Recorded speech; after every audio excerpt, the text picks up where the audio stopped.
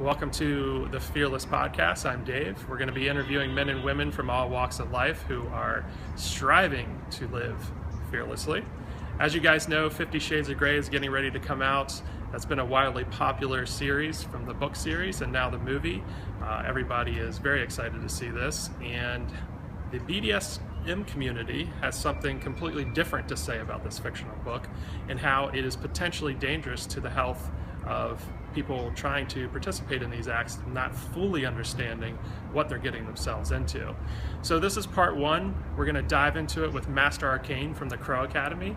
If you guys have any more questions about Fearless and what we're about, check out thefearlessman.com, and we'll see you soon. Here with Master Arcane from Crow Academy, and he is a professional male dom. Is that correct? That is correct. Yeah. For the sake of listeners out there who may not be fully versed in the terminology, Dom is the abbreviation of dominant as opposed to submissive, and differentiated from top and bottom, which we can talk about later. Dominant pretty much means the one who is very comfortable taking the responsibility for the well-being of the other person, guiding the interaction, and those sorts of things. It describes it differently than people picture. Let's put it that way. Real quick, before we get into this, everybody probably knows me. We got Dave here. Some of you know Dave Stoltz. And then we've got our special guest, who I thought would be really good for this, is Yaz. Yes. And she's going to be giving the female perspective on all this. So, to everybody out there. This is a particularly well-timed conversation. If you're catching it, right recently or right after it comes out, because of the movie that's coming out that's causing all the stir, and the book before that, the one that she wants to see. Yeah. What was the name of the movie again? For some reason, 50 Shades of Grey. 50 Shades of Grey. She was ready to go. In 2015, it's pretty much impossible to not know about that. Yeah. I look forward to talking about that as well, because one of the things I'm looking at helping the world kind of understand, there are people, it's the word's getting around, is that the information presented in that fictitious book and fictional movie is erroneous and potentially dangerous. And it is part of what I'm doing is to help educate people to start to understand how to completely enjoy the activity.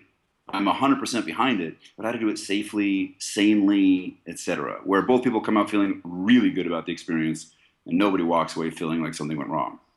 I was having that discussion with Yaz really quick right before we started, and I was saying that you had said that the movie is potentially dangerous, and she was like, well, in what way? How? It's probably lighter than the book, and she had all these questions, and I really couldn't answer any of them, so maybe we could just dive right in with that topic right there. Let's start with the book. So the book came out. We shouldn't talk too much about the book, but just for the sake of discussion, the authoress was intending to write a Twilight-style vampire story. She had no intention of writing about BDSM.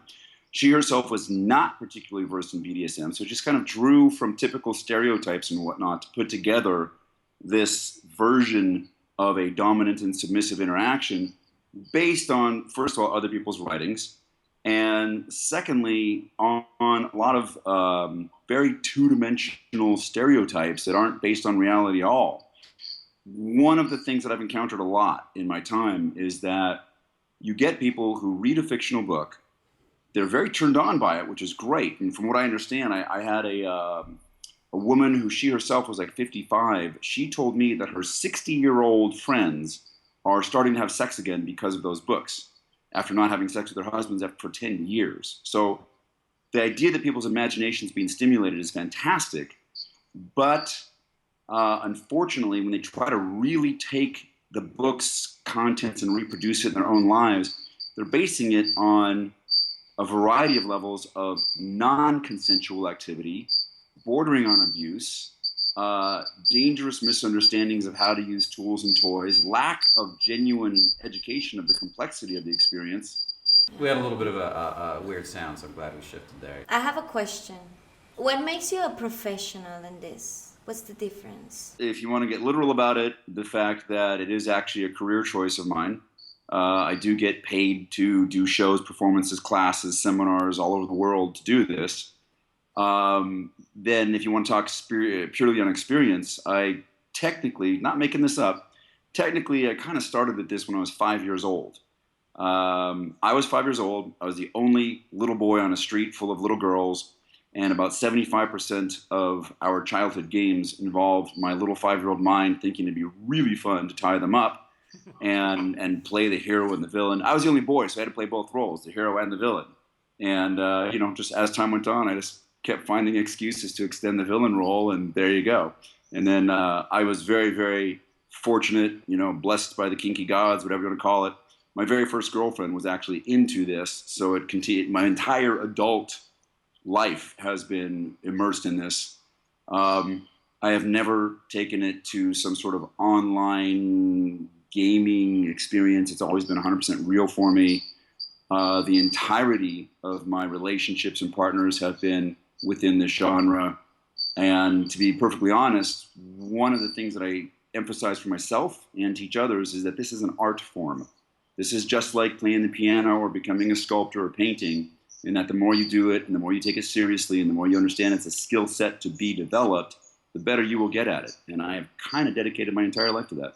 That's nice. And tell me something, is there any way you can have a relationship with somebody who's not into it? The technical term for that would be called having a vanilla relationship, meaning having, and the word vanilla, I should make it clear, is not derogatory, it just means not kinky. The Kama Sutra is one of the greatest books ever written on sexuality, and it's 99% vanilla. And it's an amazing book. Everybody should read it. But for me personally, I learned long ago that vanilla relationships are not satisfying to me. They lack a whole variety of dynamics that I find to be superior for at least myself personally. We talk at Fearless about getting better with dating women, meeting the opposite sex. We talk a lot about polarization. There's this polarization between the male and the female that's lacking in a lot of relationships today. And it just hit me just now as you were talking, and I was looking at this list of different topics from your book, that polarization is kind of built into BDSM, at least when you take whether it's male or female, male, as far as a dom and a sub, by doing that, you create polarization, and therefore this natural tendency towards tension that people need to feel, I think, alive, personally. In the last 20 years, there have been enough socio-political movements that are trying to create almost a sterilization of the polarity that you're talking about. And it's trickled down to almost every level of society. And what I have found is talking to a lot of people in the scene, people whose feet are thoroughly wet in regards to BDSM and kinky activity, that they do very much love and enjoy the exact polarization you're talking about. Now, for us, it's not always men and women. It could also be purely about the power transfer between the dominant, the submissive. One person wants to be guided, the other person wants to exercise a creative energy on the other person. There's actually a term called primal, which is where people are trying to return to, I wouldn't say animalistic, but let's say effectively, primate mammalian understandings of gender roles, if you will. Not trying to sound cliche in that either, but to the extent that people are, men are wanting to be men, women are wanting to be women, and we're not talking about, socially or economically defined roles. We're talking about some kind of very, very powerful gender identity that's found throughout the animal kingdom. And it kind of is going against the grain of these socio-political movements that are trying to create this grand homogenization. I have literally met men and women both who feel more empowered to be themselves and embrace their gender because of BDSM. And in fact, some of whom will even say that they feel that they're so keenly identified with the meaning of their gender within the BDSM world that they begin to pull away from anything from local validation to peer validation. They're like, care. The man says, I feel really good about this. I feel empowered. The female, no matter how submissive she might be in this circumstance, in my personal role, I'm male dom, I work with female submissives, but there is, of course, female dominance too. The females say they feel much more empowered as women doing this sort of thing. Now, I don't want to try to claim that this is for everybody. It's not. It's not for everybody. It should feel passionate. It should feel inspired. It should feel like a way to further your own self-understanding. It should feel creative. It should feel like a release and a relief.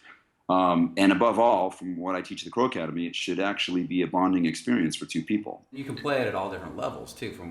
What I've seen is somebody could just dabble with a little bit if they do it safely, like something from your book, or they could be full on living a full on lifestyle from the moment they get up to the moment they go to bed, right? That's exactly true. It kind of ties back to what I was saying earlier. Is that when Yaz was asking me that very similar question, is that you can get into this anything from a fun little play session with some toys, some skin sensation, with somebody you met at a club, and literally take it no further. And I mean, honestly, no further. Like you step into the play area, somebody spanks you or something like that. You, hey, that was great. You walk away. Maybe you never talk to them again. This does happen.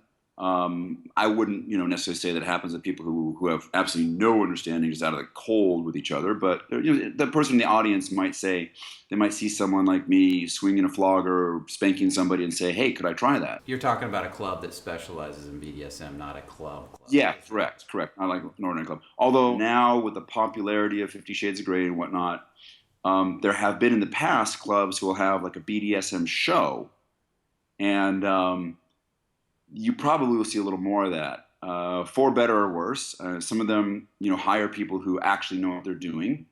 And I was at one club in Tallinn, Estonia, where they just decided to have it. The club had nothing to do with BDSM, and they had a BDSM show going on all night ambiently that somewhere between made me laugh and cringe. So, you'll get different levels. But that actually was not really audience participation. So if we're talking audience participation, most of the time it will be a BDSM club. If you guys know the Key Club in Los Angeles, they, for a long time, for about 4 years, every Saturday they had a rave there. And a friend of mine used to have a cage set up in the middle of the club. He was a dom. He knew exactly what he was doing. And he would just invite people out of the audience to step into the cage and try some BDSM, very legitimately. But that would be considered the beginning level, or the least amount of activity. So from there, let's say two people decide, hey, that was really great, let's do that again. We would call that becoming play partners. And they would then explore and see which of them, there's 1,000 ways to play with BDSM and kink. And so they would explore and find out which ones they have in common. And then let's say they decide they want to explore the power exchange and the psychological aspects, which is domination and submission. At that point, one of them would become the dom, one of them would become the sub. And that is now the beginning of a kind of BDSM or DS relationship. You're now talking about the beginning of a relationship. Now, how much they do it is entirely up to the two of them and what they negotiate. And that's negotiate with capital N, meaning open, intelligent discussion where both people describe what they're after, which is an essential part of the BDSM experience, whether it's play partners or relationship or whatever in between. Both people describe what they want. They understand with each other. They like each other. They're having a good time. And one of them becomes the dom, one of them becomes the sub. Now, just to be clear, you don't have to be exclusively one or the other. There is such a thing as a switch, which means someone who enjoys a little bit of both sides. And that works fine if both people are switches. If one person is a switch and the other's not, half the time they'll both be on the same page. I guess you could say that. After you become dominant and submissive, you can keep stepping up the sincerity and the depth of the experience. You can have it go from we're dom and sub when we go to a club, but when we get home, we're not, to, on the weekends when none of us have work or responsibilities, we get into role all weekend long.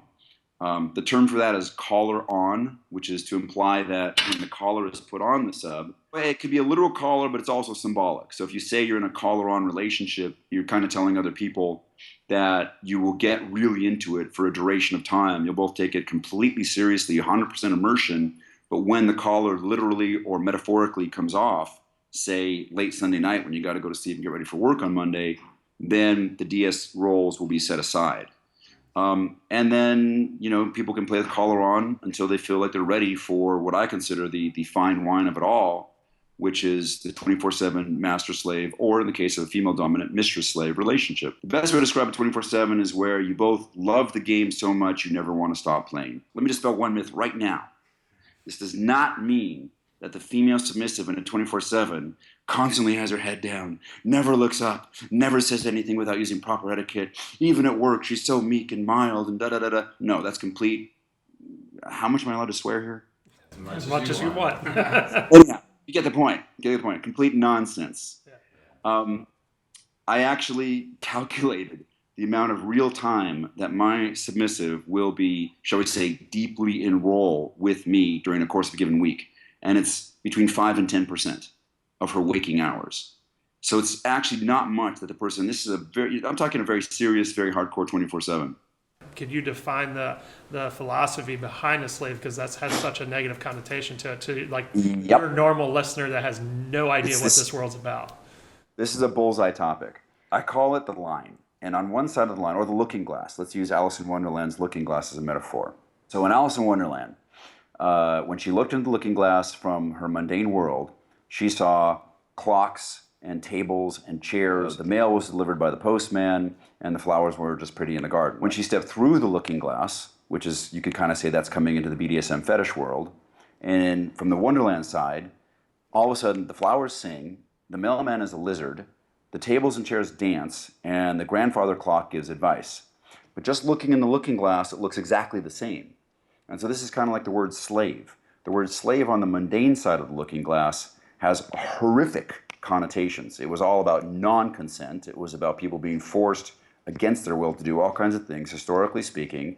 Wars were fought over it. Okay, slave on the other side of the looking glass is actually kind of the black belt of submissives. You don't get to be a slave. You don't just say, I'm a slave. It doesn't work that way.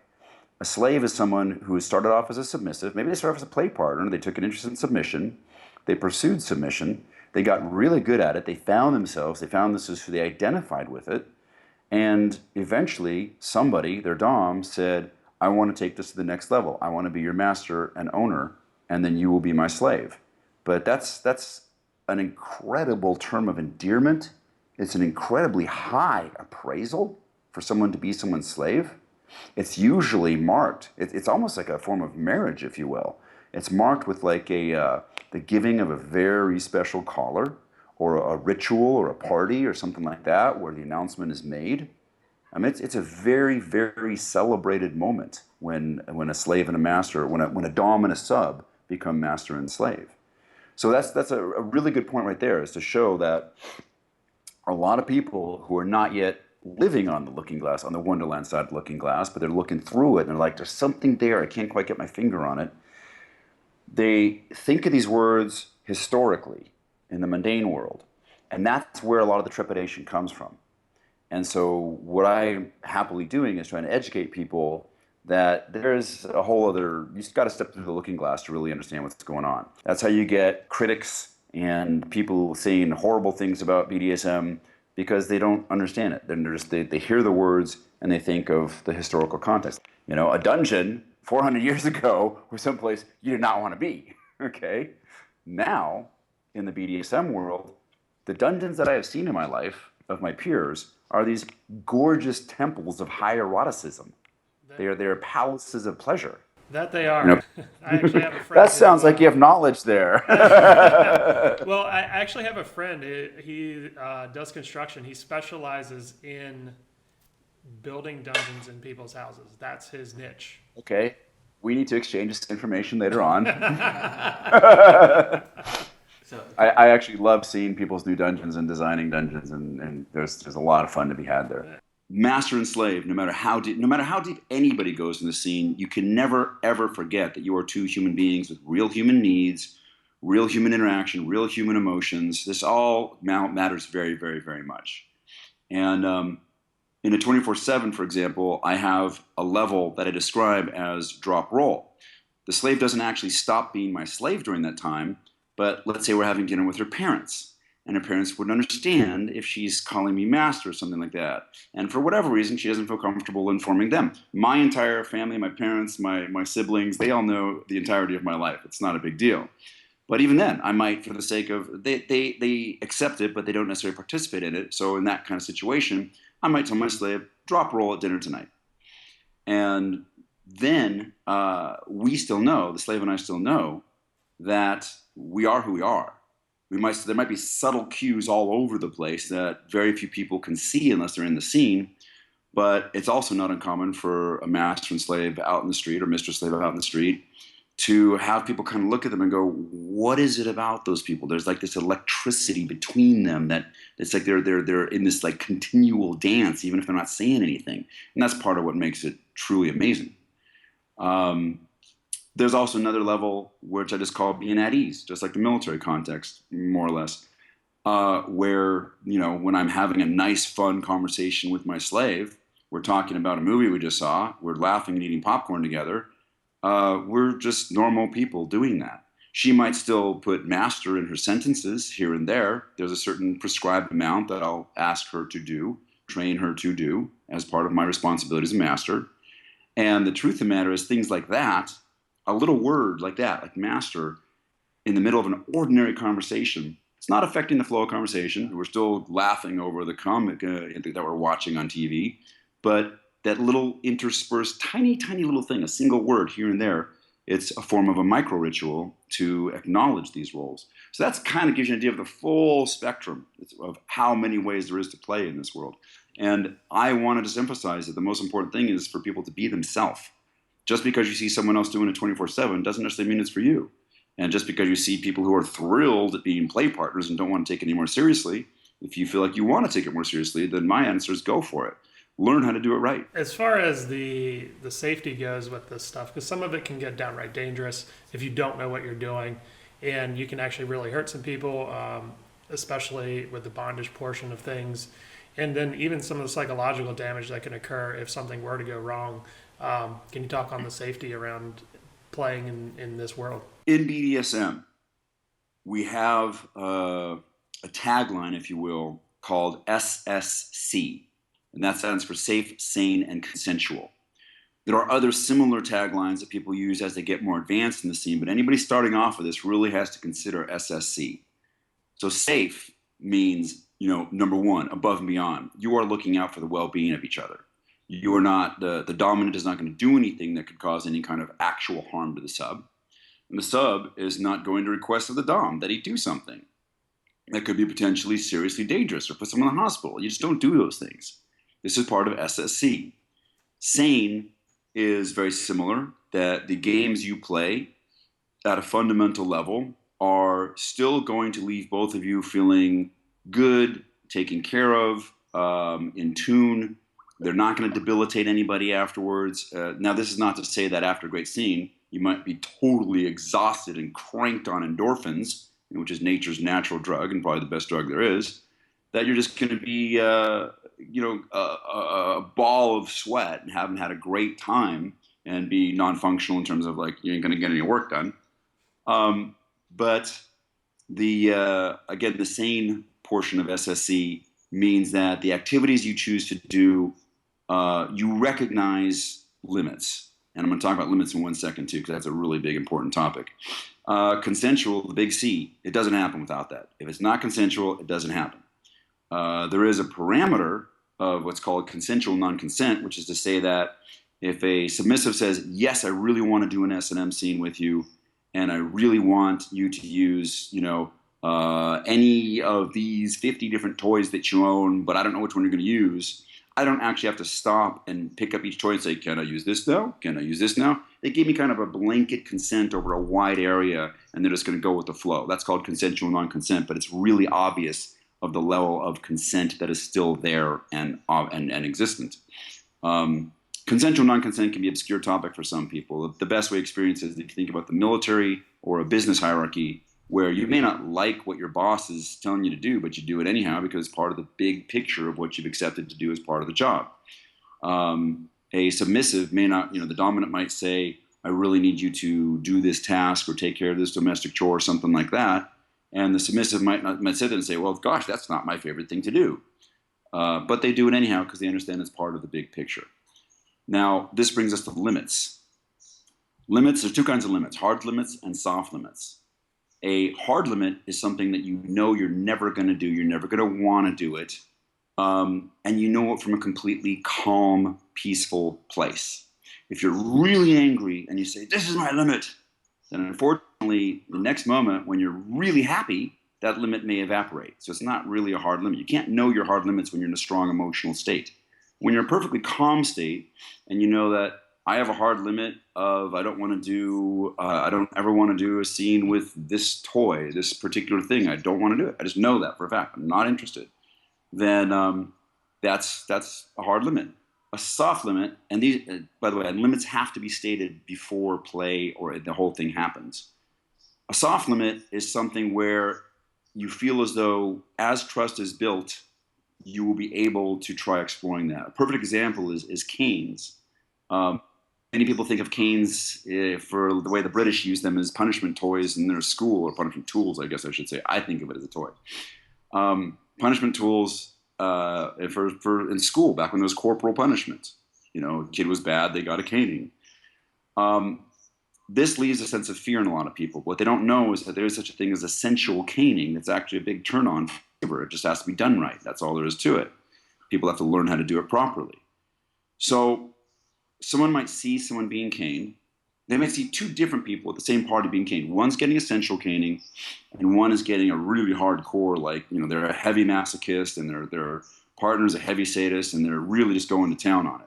And the person might say, wow, the heavy one? No, not interested. That's not my cup of tea. Hard limit there. But the sensual caning, I'm still scared about it, but I'd like to try it one day after we play with some other toys. Just not right now. That's called a soft limit.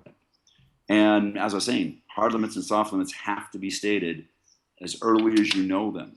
Newcomers, people just starting off, you may not know what your hard or soft limits are, but if you kind of meditate on it for a few minutes, you'll come up with a couple. There's some things that are obvious, you know, like I have a hard limit against anyone dropping a piano on me. Okay, we get it. You're not Bugs Bunny. More commonly would be like if someone said, you know, I have a hard limit against partner swapping. I'm not a swinger. I'm a kinky person. I'm not a swinger. I have a hard limit against partner swapping. Don't want to do it. Not interested. Not going to sit here and have you debate it with me. Da da da. And if someone states that a hard limit, the person being told the hard limit has to actually be honest with themselves and say, I can or cannot accept that. And if they don't accept it, they can say, I accept this, and this, but that hard limit doesn't work for me. Is there some kind of middle ground we can reach? This is what the negotiation with a capital N is all about. In the BDSM kinky world, we do not have the luxury of sweeping issues under the carpet the way, say, a vanilla or non-kinky couple might just say, well, I'll talk about it later. It doesn't happen in BDSM. Things are talked about almost immediately. They're talked about clearly, calmly. You get through the things that come up by discussing them. Communication with a capital C is kind of almost the holy grail of the BDSM world. The more you communicate, the better you are as a communicator, the more easily you will achieve a great experience. Is every relationship about sex? A relationship can be totally non-sexual, is that correct? Yes, you can have a completely non-sexual BDSM relationship. The most common place this is found is in the world of the genuine, quality, professional dominatrixes who are out there with their mostly male clientele. By law, they're not allowed to have sexual. They would be classified as prostitutes if they had sexual intercourse. But BDSM, in any intelligent city in the world, is understood as more like a form of therapy. Someone who walks into a club and says, "Hey, let's play. Let's do a scene here. That looks fun." And like, "Great, that was really fun. See you next week at the club." That's non-sexual. At the same time, from my own personal experience, I can tell you BDSM is pretty awesome foreplay. BDSM or bondage, even just restraint. There was a book, it's kind of out of the circuit now, but it's called The Joy of Sex. Pretty famous, actually. And in The Joy of Sex, they described bondage scientifically. Why is it so hot? And they said because when the person who's bound, when they have the desire to reach out and touch and physically interact with their partner during sex, the impulse leaves the brain, goes out along, let's say, the arm, to the hand, the wrist, the impulse to move. That impulse is prevented, and the impulse ricochets back up the body and back to the brain, causing kind of a feedback loop that creates additional dopamine release or endorphin release or whatever it is. So that's why, bondage is one of the most common fetish kinky activities you'll ever see. Bondage, blindfolds, and spanking, actually. When I've done seminars full of a mostly vanilla audience, I have everybody close their eyes, and I tell them, everybody keep your eyes closed and raise your hand if you've ever been spanked or spanked someone in a romantic situation, if you've ever been tied up or tied someone up in a romantic situation, if you've ever been blindfolded or blindfolded someone in a romantic situation, and they tell them all to open their eyes, And they do, and everybody's hand is up, even though they think of themselves as vanilla. It's also about pleasure, right? I mean, okay, a spanking can be very pleasurable, but I've also seen people say, I'm just going to sit here and tickle this person in a certain way. It's like a whole scene can be about giving pleasure more than doing something painful. Is that correct? If you want to draw an analogy between the art of giving your partner pleasure, up to and including even like Tantra yoga, and the idea that within the realm of BDSM, you have an enormous variety of toys and additional sensations to produce a pleasurable response, then absolutely yes. When I teach people how to do an actual BDSM scene, like how to actually use one toy, then move on to another toy, move on to another toy, with the human skin, when it has one continuous sensation coming at it, will sort of isolate on that situation and go from a beginning sensitivity level to a high sensitivity level, and then start to cool back down. So it's almost like a, not real numbness, but a sort of awareness in the form of numbness starts to settle in. The way to prevent that is to mix up the sensations. So in other words, I might spank someone with a paddle and then follow it up by rubbing the same area with a piece of rabbit fur. It's that counterbalance of sensations that eventually makes for overall the greatest endorphin. If you want to define pleasure as endorphin release, for example, there's also, of course, psychological pleasure. But then actually that's kind of getting over into DS more, if you want to talk about the psychological pleasure aspect of it. It is a cornucopia of sensations that can give pleasure and dance a person's senses all over the place. And that's part of the art form. That's what makes it an art form. You know, if you've got a palette with 1,000 colors on it. That's a really nice way to describe, the polarity that we were talking about earlier. I mean, between sensations, there's the polarity between the male and female. There's the polarity which creates that electricity and makes everything as exciting as it can be. So that's pretty nice. There's a polarity between hard sensation and soft sensation. There's a polarity between just a soft kind of energy versus an intense kind of energy. For the sake of discussion, and since I believe this is for the right audience, there's a lot to be said for stroking the submissive's cheek very, very, very gently, and then reaching behind her head, grabbing her hair, pulling her close, almost, but not quite, to the point where she might feel slightly threatened, and then you say something incredibly gentle. And all of a sudden, the subs had like intensity and softness and gentleness in the space of like seconds. And you've danced through both sides of the polarity 3 times in those few seconds. And that roller coaster ride is what creates the word you used, cornucopia of endorphin response. Exactly.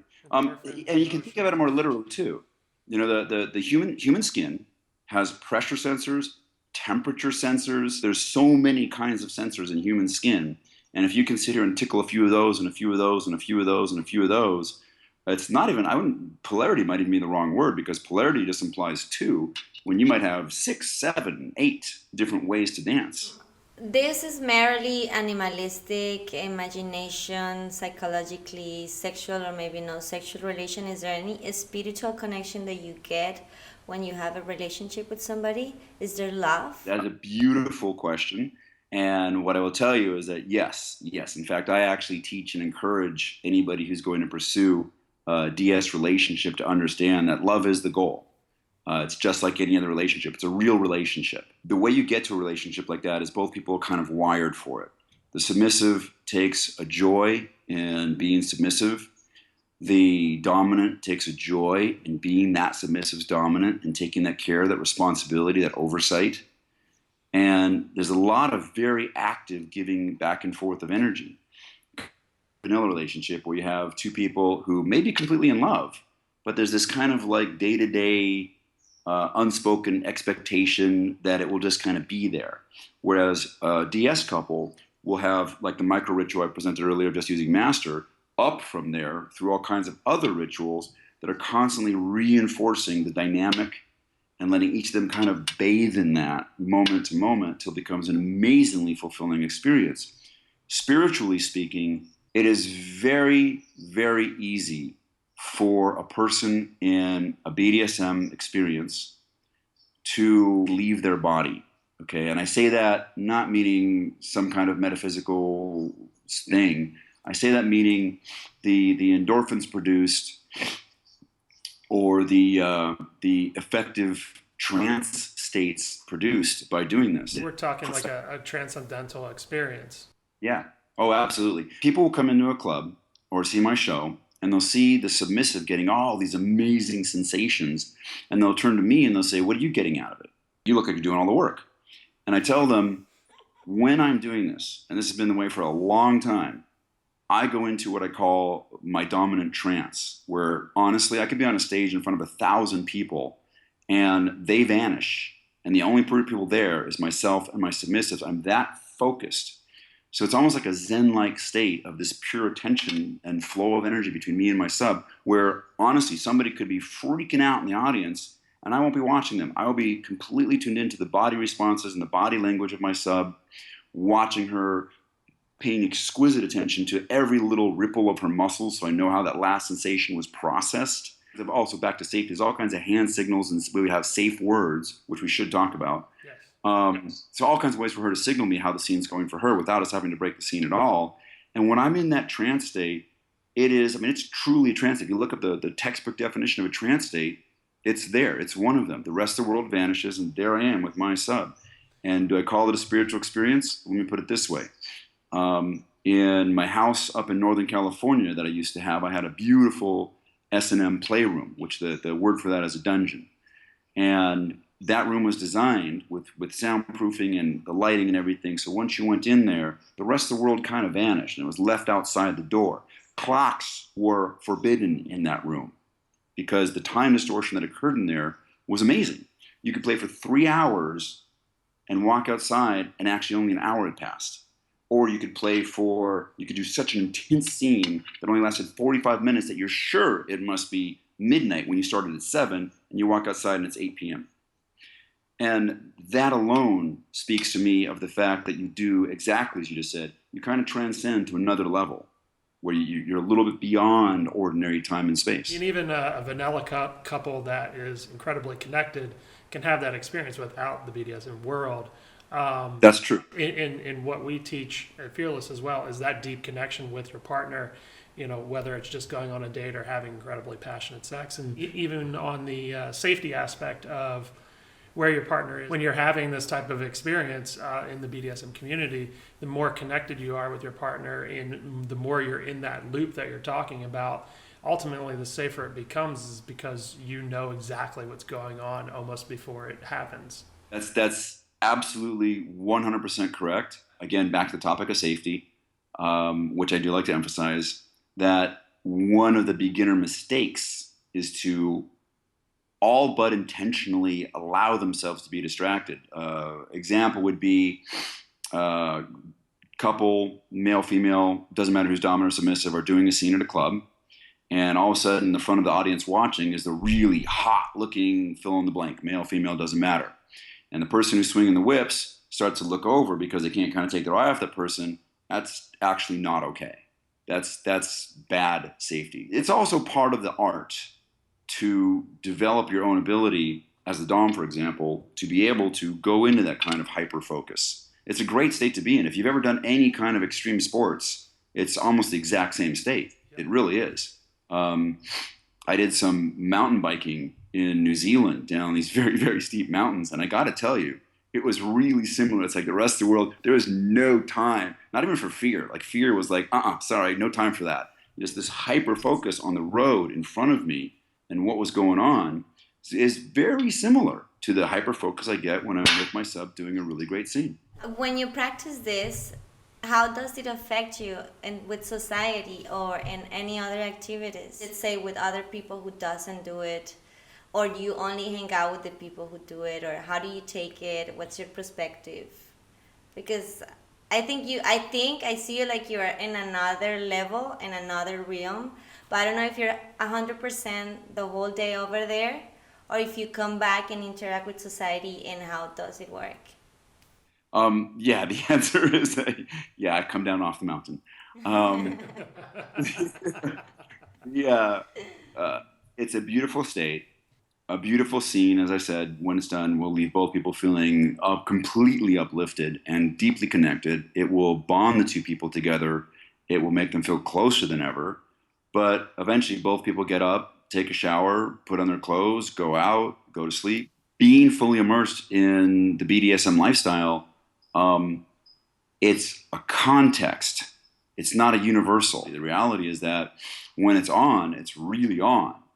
But when it comes time for real life responsibilities, yeah, you take care of your real life responsibilities. If you're a social person, you go out and you have social interactions just like everybody else. One of the very pleasant side effects of being really into domination submission and my style of domination submission, there are other styles of domination, evolved schools of DS that are perfectly respectable. So when I say the Crow Academy style, this is how I do it. One of the things about my style is I'm a very big proponent of what's called high etiquette and high protocol. Positions that the slave will assume to express a certain readiness or a certain context or a certain activity.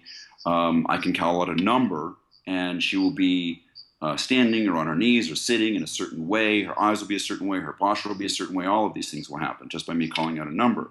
This is a high protocol, high etiquette lifestyle. So one of the things that I have seen again and again and again is styles like mine, where etiquette is very important, will in fact produce a more polite person out in the world. And that is something that I just think is extremely cool. Because in our work, we do a lot of work with teaching people to recognize tension in relation to another person, especially with the guys where we put them in front of women and we teach them the first thing is to start to feel the tension between you and the person in front of you, whether male or female. We actually teach them to do it with other guys too, because that tension will dictate, kind of like being in that flow state, what you're going to do next. It's not like your brain will, the moment will. And the moment will, if you feel into it, will always guide you. And I'm getting the feeling that by doing scenes like this, you're actually kind of developing a lot of that. And a lot of that has to translate to how you live your day-to-day life. With strangers even, like the way you relate to strangers, I gotta imagine has to change after living this lifestyle for a while. And there's almost got to be a little bit more tuning in even with strangers to a degree, I would imagine. There absolutely is. And again, just like any other art form, the more you practice it, the better you get at it. I might be interacting with somebody, the checkout person at the supermarket. I might never see this person again, but I know how much I appreciate my sub using good etiquette towards me. And so I know that little thing is actually, how it can affect on an energy level, how it can affect a person's day. And I may choose to be extra polite or say something nice to the person at the checkout stand just for the sake of doing it, just for the sake of adding that level of etiquette or whatever to the world. As far as like sensing the polarity, sensing another person's energy, yeah, I would say that's a cumulative skill in regardless of whether you're BDSM or not. So the more you learn about body language, about reading another person, tuning into them, understanding another person's energy just very quickly without even having words with them, the more that is something that, yeah, it's a skill. It'll become a normal part of your sensory perception, and you will take it out into the world with you. And the thing is, again, in BDSM, it's kind of mandatory that we do this. So you can almost think of BDSM as a reasonable training ground for developing that skill. It's not just the Dom tuning into the sub because we're doing a scene and I have to read her body language. The sub is tuning into the Dom, say in the day-to-day life, and kind of sensing the Dom's needs and whatnot. It's amazing, actually, to me, how there's these very small experiences that tell worlds. I was at a party one time, and a brand new sub that I had just taken on was with me, and she was very unschooled. And she had given me no indication that she was thoughtful. She gave me no indication that she understood etiquette. And yet I was watching. The hors d'oeuvre tray comes past. I grab a couple of hors d'oeuvres off the tray. There was no napkins on the tray. And before the thing was even in my mouth, somehow, from somewhere, she produced napkins. I don't even know where they came from. And it was that, and there's no words. I didn't look at her, nothing. She was just there. She was on it. And it's a very, very, very, very microscopic level of attention to detail on the part of the sub that is an ability they will carry forward with them. So let's say you meet somebody who's interested in this, but he's not very confident, or she's not very confident. Maybe they're rather shy, and they're thinking, this is a good way for me to practice being more dominant or surrendering more. Do you find that's a good step for them to take, or should they get thing done first? Let me give you, this is when I teach beginner classes, this is one of the main things I teach for the dominant headspace. It also works for the submissive headspace. 2 words, everybody knows it: roll play. When we were little kids, we were really good at it, okay? I don't know about you guys, but name it, I did it. Superheroes, cowboys and Indians, cops and robbers, the whole thing, okay? When we pretend that we're in the movie to be in that character, we're role playing. So role play is just like the childhood games. It's a set period of time where you take on, whether it's boss and secretary or pirate and prisoner, or open the imagination.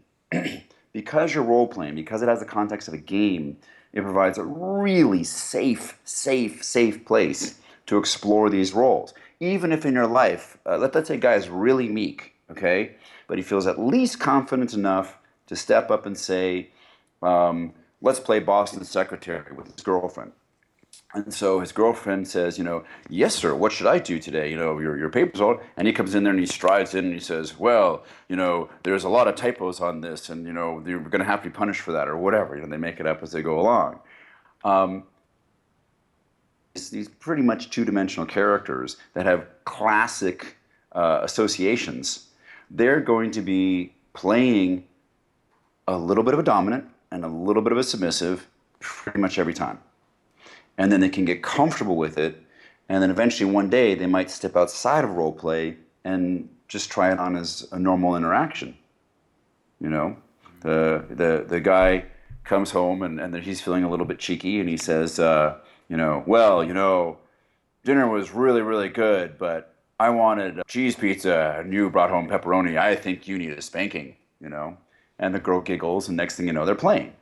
So they're out of role play, and now they're just having fun as two people. Role play is such a fantastic way to get started. I can't emphasize it enough. Still, if there's limits and all kinds of stuff, and you want to have BDSM in it, you got to talk about limits. You got to make sure. Another thing that's critically important in the BDSM world is you got to know about medical conditions and allergies. Let's face it. Would it suck to say, we're going to have a hot romantic night and I'm going to blindfold you and feed you something, and you pull out the chocolate-covered strawberries and they have a horrible strawberry allergy? That would suck. And if you voice them ahead of time, they're so easy to avoid. Yeah. If I have a partner who's an asthmatic, I'll just simply say, great, not a problem. Where's your inhaler? How many puffs do you need? Let's create a signal right now for, hey, I'm having a great time, but I'm feeling an asthma attack coming on. This is all part of the conscientiousness and the safety that goes into really top shelf BDSM play.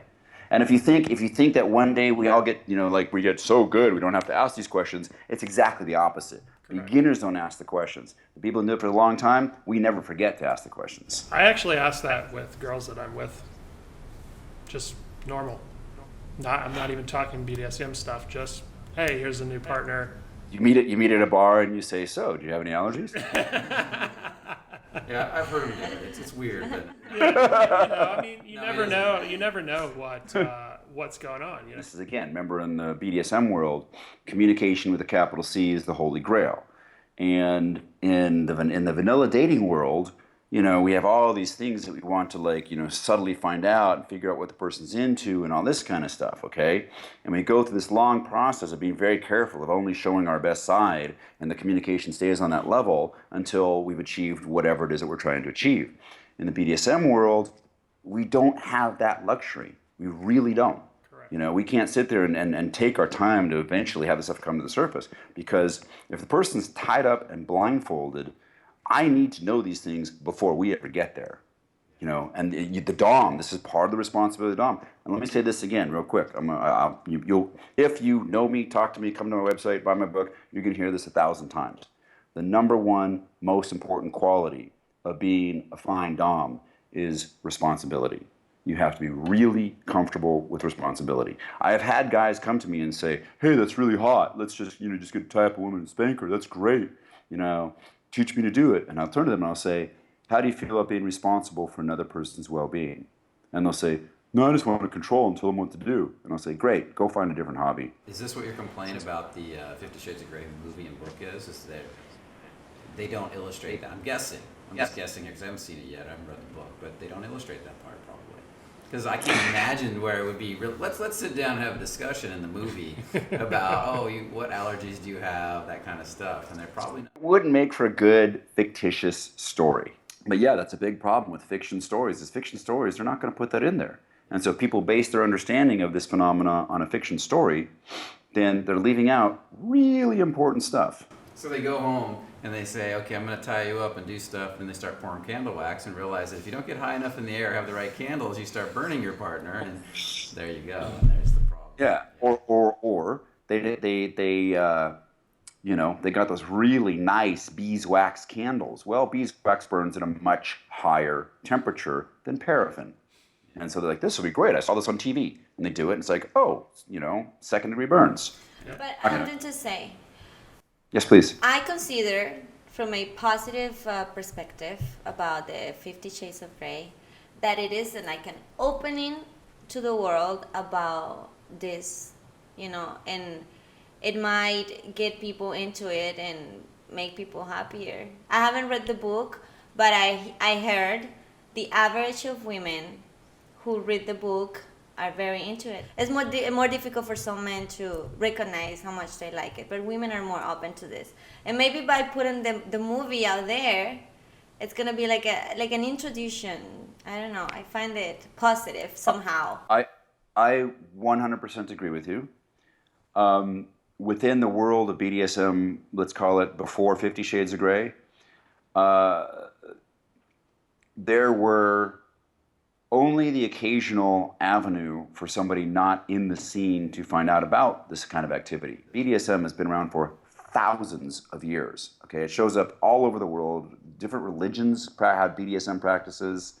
I could list those. There's all kinds of stuff going on, and I don't mean like negative, harmful things. I mean like it was part of their like rites of passage. Talking about tribal peoples, for example. What happened with 50 Shades of Grey is that as much as the books are just questionable in the ways you described, you are absolutely right in that it opened the mind. What it did was it provided a way for people who felt something inside, couldn't put their finger on it, nervous as hell to talk about it with anybody. All of a sudden, it was okay to talk about it. You didn't have to say, wow, I'm really into this. You could say to your friend, after Sunday church, you could say, wow, you've got to read 50 Shades of Grey. It's really, really, really good. Did you read it? Did you like it? I personally am not a fan of the book. I'm a writer myself, so I'm very critical of writing that I don't find to be... I'm trying to be nice about this. I mean, you've been practicing this stuff for years, so you're seeing your art put in a book in a way. It's a jaded perspective. It's not the average person. Well, but or let maybe me continue. We're all coming from a jaded perspective. I don't know, but you see what I mean. Well, what I want to say is that there's one now quite popular website that prior to 50 Shades of Grey, it had 2.5 million members. After 50, and those 2.5 million members took about 4 years to show up. And after that 50 Shades of Grey came out, the same website gained 1 million members in the next year. So it's really obvious where they came from. And unfortunately, a lot of them brought some really, really, if I want to be nice about it, juvenile perspectives with them. And I don't mean juvenile in terms of actual chronological age. I mean just in terms of uninformed, skewed, occasionally very self-righteous while being misinformed, which is also a problem. And because of that, you had some of the leaders in the BDSM community really, really talking bad about BDSM. They could see nothing redeeming about it. They thought it was the worst thing that ever happened to the BDSM community. I was not part of that group. Myself and others who feel the same looked at what happened and said, you know what? That's 1 million more people, even if they're off on the wrong foot. At least they're open to it. They're open-minded about it. The conversation can now happen. And I think that's kind of what you're saying too, is people are able to say they felt it inside, they had to hide it inside, and now it's like, I actually, to be quite honest, one of the things I'll teach people is if you want to find out if someone's into BDSM who you just met, when you're walking past a bookstore together, or just keep a copy of 50 Shades of Grey on you and say what do you think of this book? Boom, instant opener for that topic, right? So it is open. The conversation is now available because of this book and this movie. I actually, again, as much as I might say that I'm not a fan of the actual writing itself, the existence of it is definitely opening doors and allowing people to come out and admit that. Allowing us, personally, I don't know about this, but thanks to the book and the movie, I am in front of you right now with these two gentlemen asking you about these things that I've never knew before, and then it's very interesting and it's not as bad as I thought. Exactly. And pursuant to that, that's Like very curious, yeah, because Yeah. now that you're saying that you're really taking care of somebody, I am. It's very strong to me that the word slave, and like it's very like it doesn't like fit still in my head. But Mm. if somebody's happy doing it, and if you're happy and it makes people happy, and you're not affecting the world, you're not affecting anyone else, well, You know what I was fascinated by was how much you wanted to see that movie, but then I brought up this topic tonight and I told you about it, and you were like, "Oh no, you freaked out." And I was like, "Wait a minute, you want to go see 50 Shades of Grey? You're all but fascinated." it's all a game. I'm just realizing that you Yeah. are educating us, and I'm sure a lot of people is gonna start asking you more and more. You're gonna give workshops about this thanks to this movie, this book, or this that is coming new and opening to the world. So I find it And- very positive. Yeah, and that's exactly correct. Is that it's a chance now that people are willing to have the conversation. Myself and others doing the same thing. We are stepping up to say, let us please show you how to do it right and safely. We want you to have a great experience with your partner. We want this to be a bonding experience with your partner. We want you guys to both, find just new ways to enjoy life together using BDSM as one of the vehicles to get there. For people that are in a vanilla relationship looking to explore this,